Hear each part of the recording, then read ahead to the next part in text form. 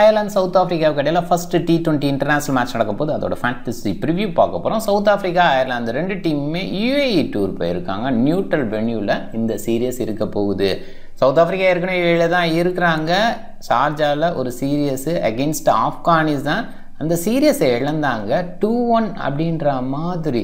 ஒரு நாள் சர்வீஸ் போட்டி தொட அதில் 2-1 அகெயின்ஸ்ட் ஆப்கானிஸ்தான் இழந்தது கண்டிப்பாக சவுத் ஆஃப்ரிக்காவுக்கு பெரிய பின்னடைவுன்னு தான் சொல்லணும்.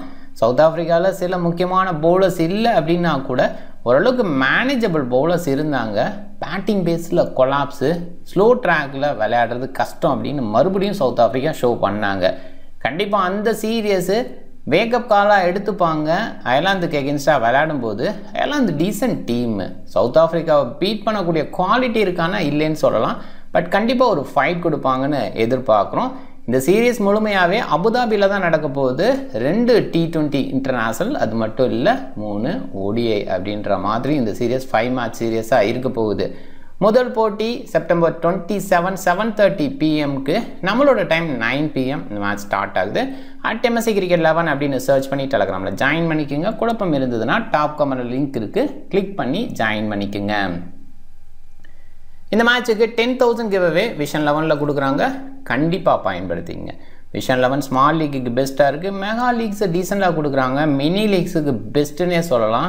குறைவான இன்வெஸ்ட்மெண்ட்டு நிறைவான லாபம் அப்படிங்கிற ஒரு விஷயத்தை கொடுக்குறதுனால விஷன் 11ல் பயன்படுத்திங்க, விளையாடுங்க. விஷன் 11 இன்ஸ்டால் பண்ணலைன்னா டாப் கமெண்டில் லிங்க் இருக்குது, கிளிக் பண்ணி இன்ஸ்டால் பண்ணி என்னோடய ரெஃபரல் கூட பயன்படுத்த மறக்காதீங்க.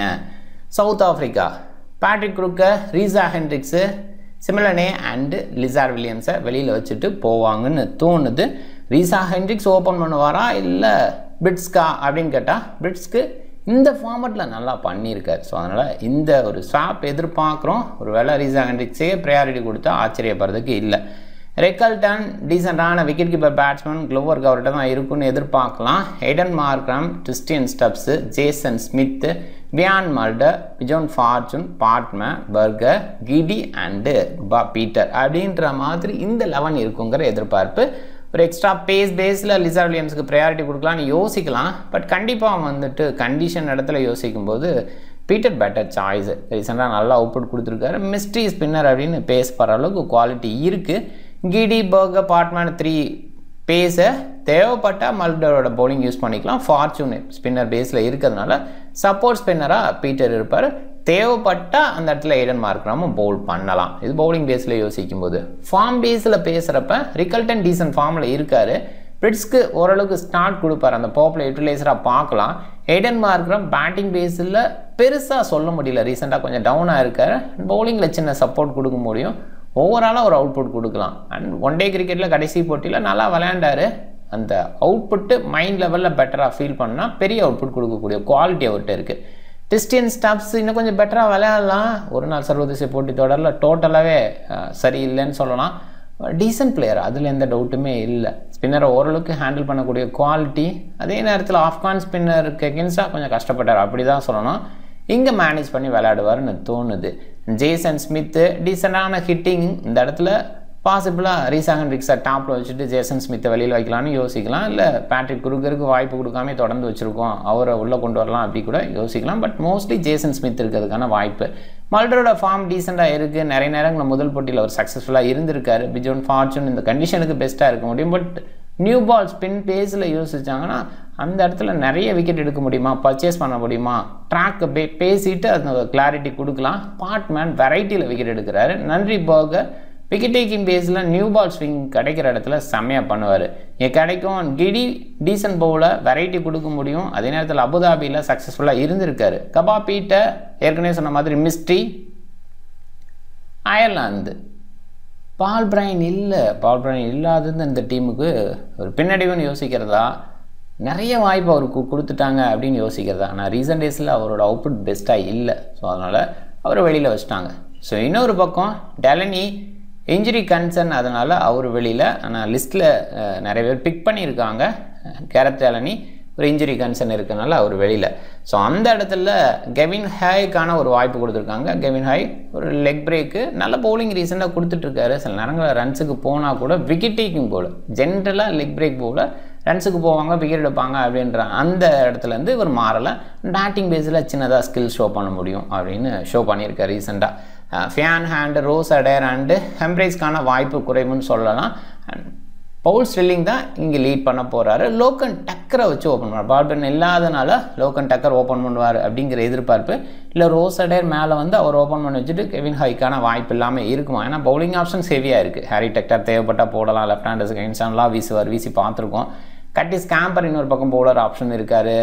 டாக்ரல் இருக்கார். அது இல்லாமல் பிரைம் பவுலர் அப்படின்னு யோசிக்கும்போது கெவின் ஹாய்க்கான வாய்ப்பு இல்லாமல் ரோஸ் அடேரை ஓப்பன் பண்ணி வச்சுட்டு Lorcan Tucker as usual 1 down batsman, 2nd down batsman அப்படின்ற அந்த இடத்துக்கு தள்ளினா ஆச்சரியப்படுறதுல. பட் பேசப்படுற இடம் லோக்கன் டக்கர் ஓப்பன் பண்ணுவார் அப்படின்ற மாதிரி.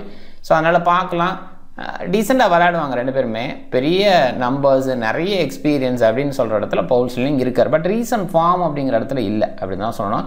ஹாரி டெக்டர் லாஸ்ட் 2 வருஷமாக கொஞ்சம் டவுன் ஆகிருக்காரு. அதுக்கு முன்னாடி அவரோட ஃபார்ம் நல்லா இருக்கிற ஃபீல் இருந்தது. கடந்த ஒரு 1.5 இயரில் பெரிய பர்ஃபார்மன்ஸ் அவர்கிட்ட வரலை. கட்டிஸ் கேம்பர் ஓரளவுக்கு டீசென்ட் பிளேயர், ஸ்பின்னராக ஹேண்டில் பண்ணக்கூடிய பிளேயர், இந்த கண்டிஷனுக்கு ஓகேவான பிளேயர் அப்படின்ற மாதிரி கூட சொல்லலாம். நெயில் ராக்கு பாசிபிளாக க்ளோவர்கிட்ட கூட இருக்கலாம். ஸோ அது பார்க்கணும். இல்லை லோக்கன் டக்கர் க்ளோவர்க்கே வச்சுருப்பாரா, அதையுமே பார்க்கணும். மோஸ்ட்லி நெயில் ராக்குக்கு கொடுக்கறதுக்கான வாய்ப்பு கொஞ்சம் அதிகமாக இருக்குது. ஹோய் டீசன்ட் பவுலர் ஏற்கனவே சொல்லியாச்சு. மார்க்கடேர், பெஞ்சமின் ஒயிட்டு, ஹியூம், கிரேக் எங்கே இவங்கெல்லாம் ரெகுலர் பிளேயர். அதில் மார்க்கடேர் பேட்டிங் பேஸில் ஒரு டீசென்ட் அவுட்புட் கொடுக்க முடியும். அண்ட் டாக்ரல் இங்கே சொல்ல மிஸ் பண்ணுறோம். அவரை எனி டைம் ப்ரொமோட் பண்ணுறதுக்கான வாய்ப்பு இன்னும் சொல்ல போனால் நெயில் ராக்குக்கு ஓவராக டாக்ரல் வந்தால் ஆச்சரியப்படுறதுக்கு இல்லை. இங்கே அடையர் டீசென்ட் பேட்டிங் எபிலிட்டியும் வச்சுருக்காரு. ஒயிட்டு, ஹியூமு, யங் இவங்கெல்லாம் விக்கெட் டேக்கிங்கில் ஓகே. ஒயிட்டை பொறுத்த வரைக்கும் பெஸ்ட் பவுலர்னு என்னால் சொல்ல முடியல. பட் வெரைட்டி வச்சுருக்காரு. மேனேஜபிளாக லெஃப்ட் ஹேண்டர்ஸுக்கு அகெயின்ஸ்டாக வீச முடியும் அப்படின்னு ஷோ பண்ணியிருக்காரு. ஹியூம விக்கெட் டேக்கிங்கில் இருப்பார், கொஞ்சம் ரன்ஸுக்கு போவார். கிரேக் அங்கே இனிஷியலாக கண்ட்ரோல் பண்ணி விக்கெட் எடுக்கக்கூடிய குவாலிட்டி வச்சுருக்கார். லேட்டர் பேஸ்லேயும் விக்கெட் ஓரளவுக்கு எடுக்க முடியும். அது பார்க்குறோம். அபுதாபியில் தான் இந்த மேட்ச்சு. மழை இல்லைங்கிற ஃபோக்காஸ்ட்டு, ப்ளசன்ட் வெதர், சூப்பராக இருக்க போகுது. 63 மேட்ச்சில் 26 பேட் ஃபஸ்ட்டு, 37 சேசிங் தான் ப்ரிஃபரபிள், அதில் டவுட்டே இல்லை. அது மட்டும் இல்லை, இந்த சீரியஸ் 5 மேட்சிங்க அப்படிங்கும்போது ஒரே ட்ராக்கில் இன்னொரு மேட்ச் அப்படிங்கிற மாதிரி வைப்பாங்க. அதனால் ஒரு ஹார்டர் ட்ராக் கொடுக்க வாய்ப்பு. ஜென்ரலாக அபுதாபியில் நியூ பால் ஸ்விங் கிடைக்கும், சூப்பராக கிடைக்கும். அதுவும் 9 o'clock மேட்ச், அவங்களோட 7:30ங்கும் போது. நம்மளோட ஐபிஎல் மேட்சஸ்லேயே பார்த்தீங்கன்னா ஃபஸ்ட் ஹாஃப் பெட்டராக இருக்கும். நம்மளோடது 7:30, 8 இந்த மாதிரி தான் ஸ்டார்ட் ஆகும். செகண்ட் ஹாஃபில் நியூ பால் ஸ்விங் விக்கெட் கிடைக்கும். அப்புறம் லேட்டராக பேட்டுக்கு பெட்டராக வரும்.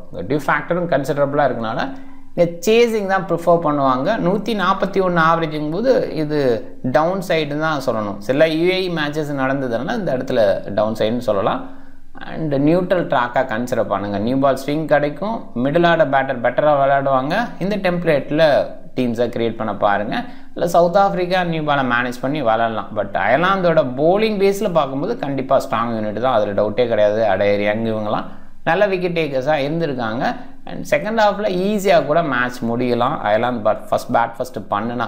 அதே நேரத்தில் சவுத் ஆஃப்ரிக்கா பேட் ஃபஸ்ட் பண்ணால் இனிஷியல் விக்கெட்ஸ் விழுந்தால் கூட மிடில் பேஸில் இருக்கிற சில பேட்டர்ஸ் நல்லா விளையாடலாம். எதையும் கொஞ்சம் மைண்ட் பண்ணிக்கிங்க. ட்ராக் அந்த மாதிரி ஒரு விஷயத்த நிறைய சொல்லியிருக்கு. அண்ட் அயர்லாந்து தான் இங்கே ஹையஸ்ட் ஸ்கோரை பதிவு பண்ணியிருக்காங்க, 225க்கு 7. ஸோ அவங்களால நிறைய ஸ்கோர் இங்கே பதிவு பண்ண முடியும்னு ஷோ பண்ணியிருக்காங்கும் போது அது ஒரு கான்ஃபிடென்ட் வரலாம். நைஜீரியா லோ ஸ்கோரை பதிவு பண்ணியிருக்காங்க. சில டீம்ஸ் இப்படி தான் விளையாண்டுருக்காங்க. அதனால தான் இந்த லோ ஸ்கோர் அப்படிங்கிறத மைண்ட் பண்ணிக்கிங்க. 150க்கு பிலோவாக 40 டைம்ஸ் வந்திருக்கு. அண்டு 190 above 4 டைம்ஸ் மட்டுமே வந்திருக்கு. 170 above 9 டைம்ஸ் வந்திருக்கு. 63 மேட்ச்சில் 9 டைம்ஸ் 170 above வந்திருக்குங்கும்போது இது கொஞ்சம் லோயர் சைடாக நிறைய நேரங்களில் இருந்திருக்கு. பட் நியூட்ரலாக கன்சிடர் பண்ணி போகிறது better. South Africa strong side, Ireland வந்து மீடியம் சைடு அப்படிங்கும்போது இந்த மாதிரி ஆங்கிள் யோசிக்கும்போது சவுத் ஆஃப்ரிக்கா பிளேயர்ஸ் அதிகமாக கவர் பண்ணி போகிறது பெட்டர். அயர்லாந்து பவுல் ஃபஸ்ட்டு பண்ணால் அயர்லாந்து பவுலர்ஸ் நிறைய விக்கெட் எடுக்கிறதுக்கான வாய்ப்பு. அதனால் அவங்க பவுலர்ஸை கவர் பண்ணி பேட்டர்ஸை விட்டுட்டு போகிறதும் நம்ம ஃபேண்டசி பேஸில் விளையாடுறதுக்கு பெஸ்ட்டாக இருக்கும்.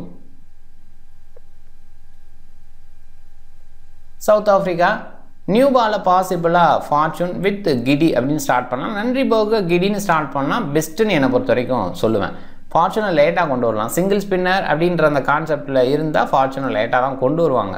பட் பீட்டர் இருக்கார் அப்படின்ற அந்த மைண்ட் செட்டில் பவர் பிளேயில் ஃபார்ச்சூனை கொண்டு வரலாம், பார்க்கணும். அண்ட் பார்ட்மன் பாசிபிளாக எண்ட் ஓவர் பவர் பிளே எண்டில் வந்து வீசி விக்கெட் எடுக்கக்கூடிய குவாலிட்டி நிறைய டைம் ஷோ பண்ணியிருக்காரு. Middle phase and later phase over, அதில் கிடி அண்டு பார்ட்மன் டெத் ஓவரில் வீசுவாங்க. ஃபார்ச்சூன் பீட்டர் இவங்கெல்லாம் பவுலிங் பேஸில் பெஸ்ட் அவுட்புட் கொடுத்தாங்கன்னா அவங்களுக்கான கண்டினியூஷன் இருக்கும். இல்லைனா பீட்டரோட ஓவர் குறைய வாய்ப்பு இருக்குது. தேவைப்பட்டால் மார்க்ராம் வரலாம். மிடில் பேஸில் நெயில் ராக் மாதிரி ஒரு லெஃப்ட் ஹேண்டர் இருக்காங்க, அந்த இடத்துல ஏடன் மார்க்ராம் வரலாம். இந்த மேட்ச்சுக்கு ஏடன் மார்க்ராமோட பவுலிங்கை நிறைய எதிர்பார்க்க வேண்டாம். மோஸ்ட் ப்ராப்ளி இந்த 5 bowler ஸ்டிக்கில் இருக்கலாம். அண்ட் மல்டர் வேணால் ஒரு சில ஓவர் வந்து வீசலாம்.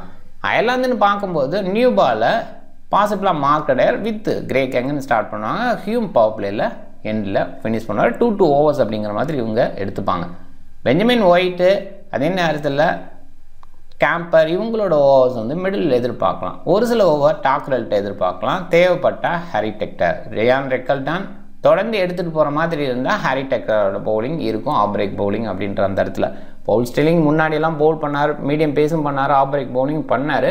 பட் இந்த மேட்ச்சில் அவர்கிட்டலாம் எதிர்பார்க்க தேவையில்லை. ரீசெண்ட் டேஸில் அவரோட பவுலிங்கெல்லாம் இல்லை. விஜன் ஃபார்ச்சூன் நன்றி போக கிடியோட முழுமையான ஒரு எதிர்பார்க்குறோம். மார்க்கடர் ஒயிட்டு யங்கோட முழுமையான ஒரு எதிர்பார்க்குறோம். பார்ட்மேன் லுங்கிங் கிடி ஏற்கனவே சொன்ன மாதிரி எண்டோரில் வீசுவாங்க. அடேர் யங் இவங்கெல்லாம் எண்டோரில் வீசுவாங்க. பிரிட்ஸ்க்கு பாசிபிளாக ஓப்பன் பண்ணுவார். அந்த இடத்துல ரீசாங் ஹெண்டிக்ஸ் வந்தால் பிரிட்ஸ்க்கான வாய்ப்பு இல்லாமல் கூட போகலாம். இருந்ததுன்னா கண்டிப்பாக டீசன்ட் பிளேயர். ஃபார்ச்சூன் பிக் பேஸில் குறைவாக பிக் பண்ணியிருக்காங்க. கண்டிஷன் டவுனாக இருந்ததுன்னா டெஃபினட்டாக வேறு லெவல் பண்ணிடுவார். குறிப்பாக அயர்லாந்துக்கு எகென்ஸ்டாக ஸ்பின்னரை கண்டிப்பாக எடுத்தாகணும். பிக் பேஸில் ஃபேண்டசி இல்லை. பார்ட்மேன் கிரஹாம் ஹியூம் இவங்களையுமே குறைவாக பிக் பண்ணியிருக்காங்க. இவங்கெல்லாம் விக்கெட் டேக்கிங் பவுலர்ஸ். குறிப்பாக பார்ட்மேனை நான் கேப்டன் லெவலுக்கே யோசிக்கிறேன் அப்படிங்கிற இடத்துல டெஃபினட்டாக எடுத்தாகணும். மார்க்ராம், ஸ்டப்ஸு, கேம்பர் இவங்கெல்லாம் நிறைய பேர் கேப்டனாக ட்ரை பண்ணியிருக்காங்க. ரெக்கல்டன் ஓப்பன் பண்ணுறாரு, க்ளோவர்க்கு அவர்கிட்ட தான் இருக்குது அப்படிங்கிற இடத்துல டெஃபினட் ட்ரையாக அவரை யோசிக்கலாம். Baartman wicket taking bowler. மார்க்கடர் ஃபர்ஸ்ட் பவுலிங் அயர்லாந்து இருக்கிற பட்சத்தில் எண்ட் ஓவரில் வீசுவார். இனிஷியல் ஓவர் ஸ்விங் கிடைக்கிற இடத்துல வேறு லெவல் பண்ணுவார். இந்த பேஸில் அவரை கேப்டனாக ட்ரை பண்ணலாம். ரியான் ரெக்கல்டன் அண்ட் ஒட்டினல் பார்ட்மேன் இவங்க 2 பேரையும் கேப்டன் வைஸ் கேப்டனாக கிராண்ட் லீக்கில் ட்ரை பண்ணுங்கள். டீம் பாருங்கள். Captain Markram, vice captain Rickelton open பண்ணுறாரு. ஒருவேளை ஃபர்ஸ்ட் பேட் பண்ணுற மாதிரி சவுத் ஆஃப்ரிக்கா இருந்தால் இந்த ஒரு ஆப்ஷனை அவாய்ட் பண்ணலாம். மார்க்ராம் வேணால் கேப்டனாக ட்ரை பண்ணலாம். வைஸ் கேப்டன் சாய்ஸுக்கு பவுலர் சைடு போகலாம். இந்த மேட்ச் பொறுத்த வரைக்கும் பவுலர் சைடு போகிறது ஓரளவுக்கு ஓகேன்னு தான் சொல்லுவேன். ஏன்னா விளையாட போகிறது அயர்லாந்துக்கு எகென்ஸ்டாக. அதனால் சவுத் ஆஃப்ரிக்கன் பவுலர்ஸ் தான் கொஞ்சம் கேப்டனாக ட்ரை பண்ணலாம். அதே நேரத்தில் அயர்லாந்தே ரொம்ப சாதாரணமாக எடுத்து போக வேணாம். அயர்லாந்தோட பவுலர் மார்க்கடர் மாதிரி பிளேயர் பேட்டிங் பேஸ்லேயும் சைன் பண்ணலாம். அவங்க ஒரு வேளை பவுல் பண்ணுறாங்க ஃபஸ்ட்டு அப்படிங்கும்போது பவுலிங்கில் 4 over கண்டிப்பாக அவர் வீசிடுவார். அதில் விக்கெட்ஸ் எடுப்பார். அதே நேரத்தில் பேட்டிங்கில் எண்டில் கொஞ்சம் பெட்டராக விளையாடலாம். ஏன்னா டி ஃபேக்டர் கன்சிடரேஷனில் மிடில் ஆர்டர், லேட்டர் மிடில் ஆர்டரில் இருக்கிற பிளேயர்ஸு பெட்டர் அவுட்புட் கொடுக்கலாம் அயர்லாந்து சைடுன்னு யோசிக்கும் போது. ஸோ அந்த பேஸில் யோசிச்சா அப்படியெல்லாம் கொஞ்சம் மைண்ட் பண்ணிவிட்டு டீம் செட் பண்ண பாருங்கள். உங்களோட நாலேஜை இதுக்குள்ளே இன்க்ளூட் பண்ண பாருங்கள். எவ்ரி மேட்சும் இம்ப்ரூவ் பண்ண பாருங்கள். இதில் நிறைய அவுட்புட்டு நிறைய மணி ஏர்ன் பண்ண முடியும். இந்த வீடியோ பிடிச்சிருந்தா லைக் பண்ணுங்கள், உங்கள் ஃப்ரெண்ட்ஸுங்களுக்கு ஷேர் பண்ணுங்கள். சேனலை சப்ஸ்கிரைப் பண்ண மறக்காதீங்க. மிக்க நன்றி.